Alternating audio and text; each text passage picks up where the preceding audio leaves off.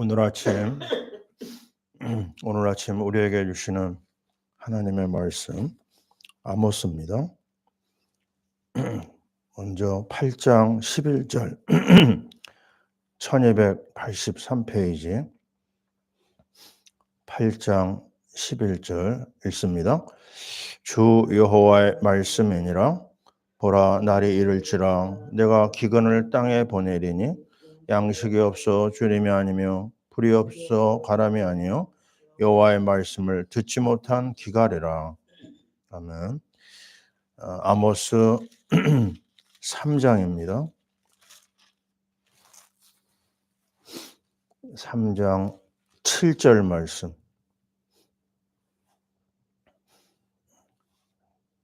읽습니다. 주 여호와께서는 자기의 비밀을 그 종 선지자들에게 보이지 아니하시고는 결코 향하심이 없으시리라. 아멘. 선지자라고 말씀하시면서 종이라고 그랬습니다. 이 말은 뭐냐면 주님의 일꾼이라는 뜻이죠. 주님이 쓰시는 일꾼. 근데 하나님은 주의 종에게 말씀하시고 나서 하나님의 역사를 이루신다는 걸 볼 수가 있어요. 자, 이거는 굉장히 중요한 내용입니다. 우리가 신앙생활에 전부가 말씀인도거든요. 말씀을 어떻게 하면 내가 이해하고 말씀을 어떻게 하면 내가 잘 따라가느냐.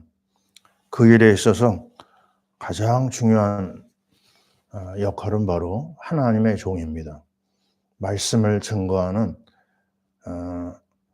목회자와의 만남, 목회자의 어떤 그 인도, 그게 거의 7, 80%, 90%에 아마 달려있지 않을까 이렇게 생각을 해요.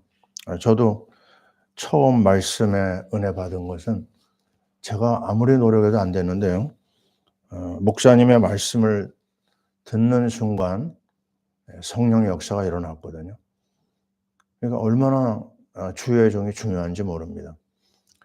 목회자를 통해서 하나님이 일을 하시거든요. 가장 중요한 포인트는 하나님이 목회자에게 말씀을 주시고 목회자를 통해서 하나님의 뜻이 전달된다는 거예요. 그럼 여기서 우리가 바로 깨달을 수 있는 한 가지가 있습니다. 그건 뭐냐? 평신도와 목회자 사이를 굉장히 방해하는 세력이 있어요. 그게 악한 세력 아니겠어요? 왜냐하면 주의 종하고 관계가 이상해지잖아요. 그러면은 말씀 받기가 어렵습니다. 세상 없어도 정말 하나님의 분명한 말씀인데도 그게 마음으로 와닿지 않거든요. 그러면 신앙생활에 문제가 오는 겁니다. 자, 오늘 이 말씀은 아주 너무 중요합니다. 정말 하나님의 비밀이 어떻게 우리에게 전달되느냐, 목회자를 통해서 하신다는 거예요. 그래서 오늘 말씀은 하나님의 비밀과 목회자 이렇게 생각을 하면서 인도를 받는데요. 오늘 말씀했는 대로 하나님은 오늘도 가장 아름다운 일을 선지자한테 맡긴다는 겁니다. 자, 우리 기억나잖아요. 데살로니가전서 2장 13절에 보면 바울이 데살로니게 교회 성도들에게 말씀을 전하는데 뭐가 차이가 있느냐? 그 교회 성도들은 바울의 말을 하나님의 말씀으로 받았다고 그랬어요. 이게 아주 중요한 포인트입니다. 지금 저 앞에 서 있는 목회자를 하나님께서 세운 사람이고 하나님께서 그를 통해서 지금 말씀하신다. 그러면 끝난 겁니다. 이 관계가 안 되잖아요. 이게 안 되면은 말씀이 자꾸 좀 옆으로 삐딱해지거든요. 아주 중요한 내용입니다. 하나님이 오늘 저 목회자를 통해서 나에게 말씀하시는구나. 그러면 그 신앙은요, 아주 정상적으로 달려갈 수가 있어요. 하나님이 주신다고 그러는데 뭐가 더 필요하겠어요? 네, 이런 관계를 구약에서도 얘기를 하고 있습니다. 야, 그리고 신약에서도 이렇게 얘기를 합니다. 데살로니가 전서 5장을 보면은요, 우리 성도들이 목회자를 어떻게 봐야 되느냐?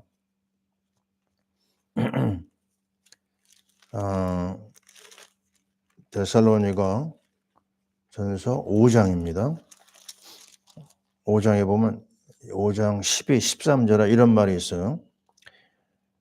형제들아 우리가 너에게 구하노니 너희 가운데서 수고하고 주 안에서 너희를 다스리며 권하는 자들을 너희가 알고.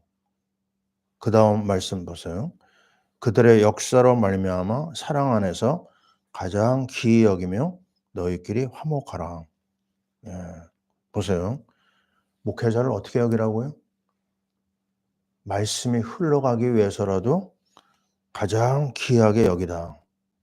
그리고 화목하라. 이런 말을 하고 있어요. 이건 참 중요한 내용입니다.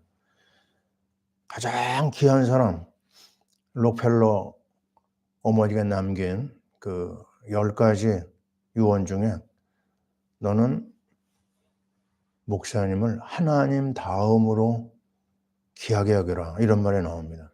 참 중요한 얘기입니다. 신앙생활 잘 못하는 사람은요, 100% 목회자의 관계가 안 좋아요. 마귀가 그걸 공격하는데요. 마음이 닫히면은요, 세상 없는 말씀이 전달돼도 그게 마음에 심겨지지 않습니다. 굉장히 중요한 내용입니다. 내가 지금 은혜 생활을 하고 있느냐 안 하고 있느냐 목회자에게 달려있어요. 오늘 이 말씀을 우리가 잘 받아야 되겠죠.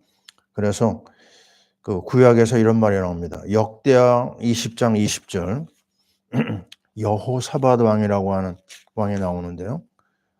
지금 아람 그러니까 모압 암몬 자손들이 쳐들어오는데요. 그때 이 여호사밧 왕이 이런 말을 합니다.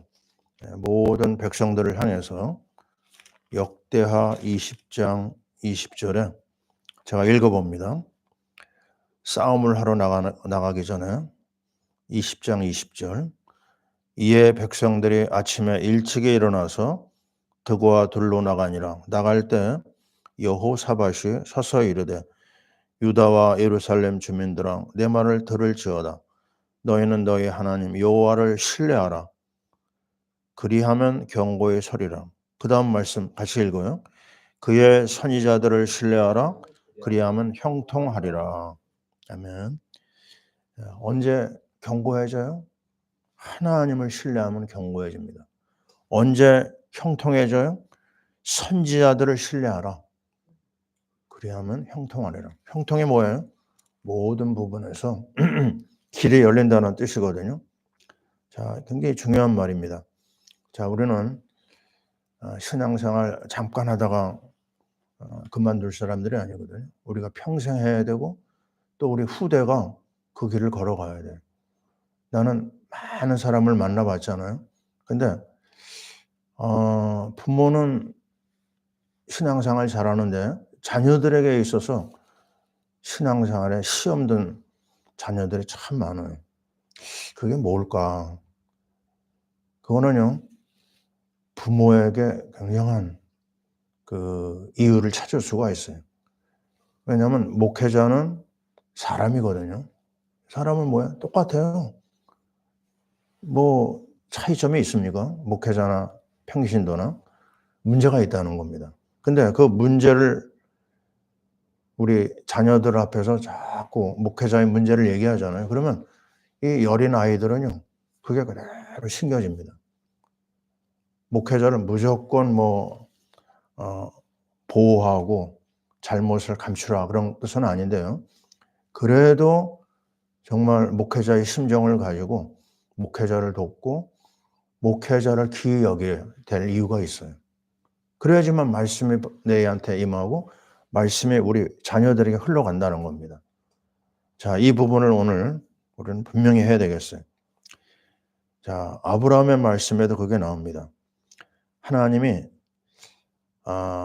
아브라함을 향해서 이런 말을 했어요. 이게 이제 오늘 말씀이 왔다 갔다 합니다.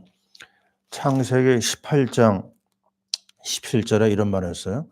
여호와께서 이르시되 내가 하려는 것을 아브라함에게 숨기겠느냐.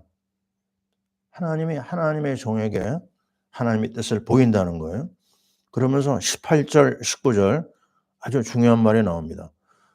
아브라함은 강대한 나라가 되고 천하 만민은 그로 말미암아 복을 받게 될 것이 아니냐. 내가 그로 그 자식과 권속에 명하여 여호와의 도를 지켜 의와 공도를 행하게 하려고 그를 택하였나니 이는 나 여호와가 아브라함에게 대하여 말한 일을 이루려 함이니라. 보세요. 내가 하나님의 종 아브라함에게 모든 축복을 천하 만민의 그 축복을 그에게 받게 해주겠다 약속했습니다. 또 한 가지 있어요. 이건 좋은 건데 그 다음에는 조금 무서운 말이 나옵니다. 20절 21절 여호와께서 또 이르시되 소돔과 고모라에 대한 부르짖음이 크고 그 죄악이 심히 무거우니 내가 이제 내려가서 그 모든 행한 것이 과연 내게 들린 부르짖음과 같은지 그렇지 않은지 내가 보고 알려 하노라. 아멘. 자, 앞에는 하나님의 종에 대한 축복이 나오고 그 다음은요. 그 당시 소돔 땅에 일어났던 그 악한 일들을 내가 알아보고 심판하겠다. 그걸 누구에게요? 아브라함한테 미리 얘기한 거예요. 얼마나 중요한 내용입니까? 하나님께서 이 놀라운 일을 진행하실 때요. 주의 종을 통해서 하신다는 거. 우리가 정말 마음을 담고 봐야 되겠어요. 그래서 세상 없어도 목회자와의 관계에 시험이 들면 안 됩니다. 굉장히 조심해야 되고요. 노력을 해야 되겠죠. 왜냐, 목회자와의 갈등이 일어나면 시험에 반드시 들어요. 그 다음에는 어떤 일이 기다리느냐. 신앙생활이 진행이 안 됩니다. 그래서 우리가 정말 은혜 받아야 되고 하나님 앞에 날마다 새로워져야 돼요. 나는 많이 봤어요. 목회자와 관계를 좋게 하는 사람의 신앙은 그냥 일사천리로 뻗어나갑니다. 그러나 그 갈등이 계속되는 사람은요, 오래가지 못해요. 그러면 거기에 일어나는 일들을 어떻게 감당합니까? 굉장한 소원하게 나한테 찾아오는데, 그래서 우리는 분명히 봐야 됩니다. 자, 이 안디옥 교를 보면은요, 왜 그렇게 5명이 한데 뭉쳤을까? 목회자 2사람과 평신도 3사람이 한 팀이 됐어요. 5명이 한 팀이 되니까 어떤 일이 일어났다고요? 세계적인 선교의 교회가 생긴 거예요. 근데 그 5명이 뭘로 하나 됐을까요? 그들이 1년간 모여서 하나님의 말씀에 집중했다는 겁니다. 이게 중요한 포인트예요. 목회자가 평신도가 뭐 해야 된다고요? 말씀으로 하나 될 때 하나 되지 우리 서로 마음을 서로 하나로 뭉치자. 안 됩니다. 아무리 우리가 열심히 노력하고 서로 만나서 밥 먹고 놀러 다니고 그래가지고 하나 되는 건 아니에요. 하나님의 말씀으로 집중하는 겁니다. 가장 중요한 포인트. 데살로니가 교회 사람들이 말씀을 하나 됐잖아요. 안디옥 교회가 말씀을 하나 됐잖아요. 그리고 우리는 브리스길라 아굴라를 또 잘 봐야 됩니다. 우리가 선교를 목표로 지금 인도하고 있는데요. 인도받고 있는데 무엇으로 브리스길라 아굴라가 바울과 한 팀이 됐을까? 말씀입니다. 그리스도 중심의 말씀으로 그들이 하나가 되니까요. 놀라운 일이 일어났어요. 우리 알잖아요. 고린도 교회가 성경에 나타난 교회 중에서 제일 문제가 많은 교회예요. 뭐 별별 문제가 다 일어났어요. 몇 파로 싸우느냐? 4파로 나눠서 싸우세요. 베드로파, 아볼로파, 바울파, 나중에는 그리스도파. 그렇게 싸우고 뭐 거기에 육신적인 문제도 막 일어나고요. 먹는 거 가지고 싸우고 입는 거 가지고 싸우고 은사 가지고 싸우고 이 문제 많은 교회. 음란한 사건도 터지고요. 그런데 놀라운 게 뭔지 아십니까? 바울이 가장 사랑하는 평신도 제자가 바로 브리스길라 아굴라, 고린도 교회 사람입니다. 이거 어떻게 이해할 수 있겠어요? 문제가 많아서 제자가 되고 안 되고 그것도 아니에요. 말씀 중심으로 목회자가 한 팀이 되면 문제투성이에서도요, 생명권 일권이 일어납니다. 아멘? 난 분명히 봤어요. 이번에 교회를 개척하면서 절대 미자립 교회는 있을 수가 없다.